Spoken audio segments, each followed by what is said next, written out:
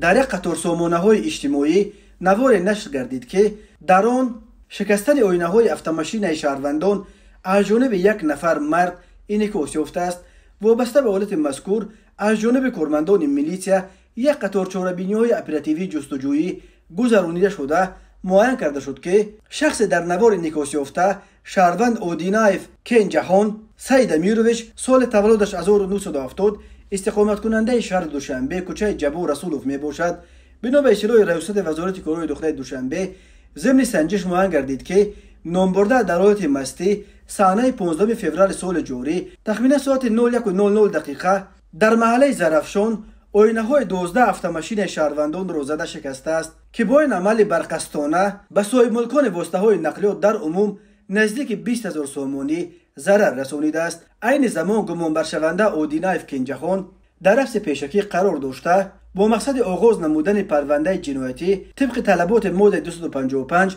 کودکس جنایتی جمهوری تاجیکستان قصداً نیست و نابود یا ویران کردن مال و ملک سنجش پیشکی ادامه دارد. به وی بر اساس این بند قانون همچون جزا و جریمه به اندازه از 250 تا 912 نشان دهنده برای ایسوپ‌ها، کارهای اصلاحی به مهلت تا 2 سال و یا تا 5 سال حکم زندان تهدید می‌کند.